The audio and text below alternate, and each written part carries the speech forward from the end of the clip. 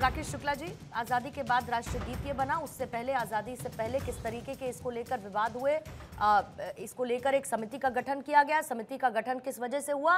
क्योंकि मुस्लिम समुदायों के कुछ लोगों को लेकर इससे दिक्कत थी। इसको लेकर जिन्ना से भी दिक्कत थी। कांग्रेस के कलकत्ता अधिवेशन में एक गीत खुद गाया गया। रविंद्रनाथ टैगोर ने इस बात का जिक्र किया। ये जो पूरा का पूरा इतिहास है, ये बताता है कि इसको लेकर विवाद था। एक विशेष वर्ग ने इसको लेकर आपत्तियां दर्ज की थी, जिसके बाद कांग्रेस ने एक समिति का गठन किया। उस समिति में वो सब लोग थे, जो बात सच है जिसका जिक्र पटेल साहब कर रहे हैं। फैसला लिया गया। गांधी ने कहा कि जहां पर मुस्लिम लोग ज्यादा संख्या में एकत्रित होंगे, वहां पर इस गाने का इस्तेमाल नहीं होगा। क्यों? देखिए, गांधी जी ने तो 1930 में भी गड़बड़ किया था। 1930 में जब दांडी यात्रा थी, तब गांधी जी ने रघुपति राघव राजा राम को बदल दिया। किस हिंदू ने आपत्ति दर्ज की? उन्होंने ईश्वर अल्लाह तेरा नाम, आज भी स्कूलों में यही गीत सुनाया जाता है, रघुपति राघव राजा राम, ईश्वर अल्लाह तेरो नाम, सबको समझ दे भगवान। क्यों नहीं बोला गया कि जो मुख्य पंक्ति है वो सुनाई जाए, वो बोली जाए? तो 1930 में महात्मा गांधी जी ने किया। जो कहा जाता है कि नेहरू जी ने नहीं किया, नेहरू जी 1937 में कमेटी के चेयरमैन थे, और निर्णय में चेयरमैन की भूमिका महत्वपूर्ण होती है किसी भी कमेटी में, चाहे सरकार की कमेटी हो, संगठन की कमेटी हो। वंदे मातरम को पूर्णिमा जी किसी अंधभक्त या किसी धार्मिक संस्था या संकुचित राजनीतिक सोच वालों के प्रमाण पत्र की आवश्यकता नहीं है। दुनिया के 155 देशों ने वंदे मातरम को प्रमाण पत्र दे दिया है। वंदे मातरम का महत्व था, है और रहेगा। इसलिए 19वीं शताब्दी में ही इस पर विवाद क्यों हुआ? 18वीं शताब्दी में विवाद क्यों नहीं हुआ? उसी 18वीं शताब्दी पे दोनों वर्ग एक साथ क्यों था? अशफाक उल्लाह भी क्यों वंदे मातरम बोलते थे? तो क्या अशफाक उल्लाह को हम काफिर कहेंगे? सवाल इस बात का है कि आज नासमझी पैदा कर दी गई हमारे दिमाग में, और उसी नासमझी को राजनीतिक दल के लोग इस्तेमाल कर रहे हैं, और उसी नासमझी में ये अजहरी टाइप के लोग भी आ गए हैं। हम तो ये कहते हैं, आप तो इतने बड़े संस्थान के व्यक्ति हो, आपको चाहिए कि आप मेल मिलाप की बात करिए ना। आप मेल मिलाप की जगह पे जो आपने प्रश्न किया कि आप विभाजन चाहते हैं या एकजुटता चाहते हैं, आप भारत में हैं। भारतीय लोगों को प्रकृति प्रेम दिखाया गया है। हम भारत माँ को माँ क्यों बोलते हैं? इसलिए बोलते हैं कि हम सभी तरह के कार्य जो करते हैं वो सब ये धरती माता हमें हमारी सहन करती है। क्या माँ हमारी गंदगी सहन नहीं करती थी? हमको उठा के तो नहीं फेंक देती थी। और किसी भी जाति धर्म की जो माँ है वो क्या फेंक देती है क्या अपने बच्चे को? तो यही भारत भूमि हमें बच्चे की तरह पालती है, इसलिए हम उसको नतमस्तक करते हैं। और नतमस्तक करने का मतलब पूजा नहीं होता। अभिवादन, हर धर्म में अभिवादन है, और अभिवादन में शीश भी झुकाया जाता है और हाथ भी जोड़ा जाता है। तो वंदे मातरम में भी यही कहा गया है कि आप इस प्रकृति के प्रति और उसी प्रकृति का आह्वान करने पर यह पूरा देश आंदोलित होकर खड़ा हो गया, और वही आंदोलन इस देश को स्वतंत्रता की नींव बनी, स्वतंत्रता के लिए। और आज जिस स्वतंत्र भारत में हम खड़े हैं, उसमें वंदे मातरम के योगदान को हम नहीं नकार सकते। पूर्णिमा जी, ठीक है, अजहरी साहब जवाब दीजिएगा।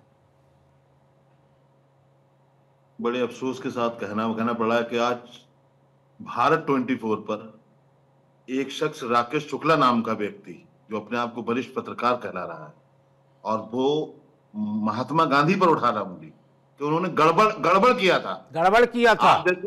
आप जैसे लोग अगर पत्रकार कहलाते हैं, आप कहां थे अजहरी साहब? आप ये प्रश्न क्यों नहीं उठाते कि ईश्वर अल्लाह के नाम क्यों जोड़ा गया? तो सोचो देश का क्यों नहीं कहा गया इसमें? आप जब महात्मा गांधी को नहीं आप बख्श रहे हैं, तो आप बख्शोगे किसे? जो गलती करेगा वो बोला जाएगा ना।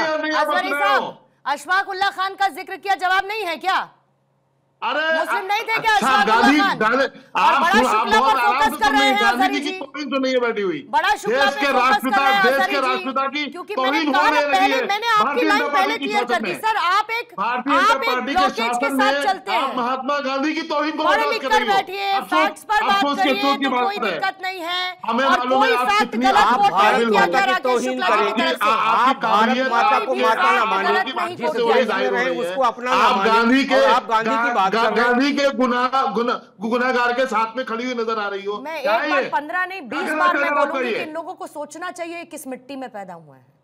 आज मैं 100 बार बोलने को तैयार हूँ। आप अपने बारे में वंदे सोचो ना। मातरम के साथ 100 बार बोलूंगी कि आप लोगों को सोचना चाहिए कि आप किस मिट्टी में पैदा हुए हैं, क्योंकि आप लोगों को देश में विभाजन पसंद है। मुसलमानों को बांटकर, मुसलमानों को विक्टिम बनाकर, मुसलमानों को एक धार्मिक चश्मा देकर आप लोगों को अपनी कुर्सी बचानी है। सब आप लोगों को बनना रहनुमा मुस्लिम समाज का, करना कुछ नहीं है। आप लोगों को करना कुछ नहीं है। अरे तलवे चाटने की बात किसकी कर रहे हैं? तलवे चाटने की बात किसकी कर रहे हैं? क्या कर डाला आपने मुसलमानों के लिए? उनको डराने के अलावा, उनको ये बताने के अलावा कि इस भारत में उनकी कोई सुनने वाला नहीं है। रखिएगा राकेश जी को, रखिएगा और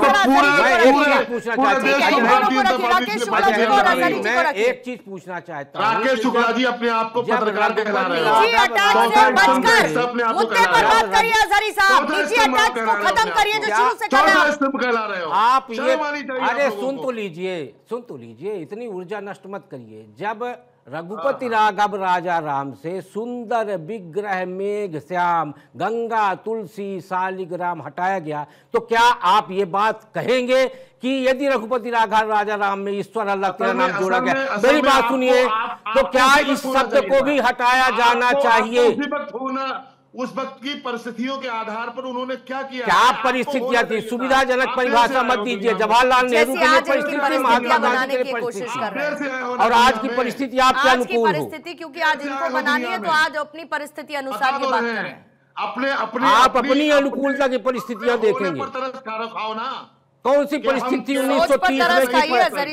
1930 में ऐसी कौन सी परिस्थिति कि महात्मा गांधी को पूरी एक पंक्ति बदलनी पड़ी, और 1937 में ऐसी कौन सी परिस्थिति कि पंडित जवाहरलाल नेहरू को सिर्फ एक पंक्ति लेनी पड़ी? आपने वही पढ़ा है जो नागपुर के दफ्तर में आपको पढ़ाया गया है। और आपने क्या पढ़ा है अजहरी साहब? आपने क्या पढ़ा है? उतना ही। अरे आपने तो कुछ भी नहीं पढ़ा। मैं तो कह रहा हूं कि आप जैसे अंधभक्तों के प्रमाण पत्र की आवश्यकता नहीं है वंदे मातरम को।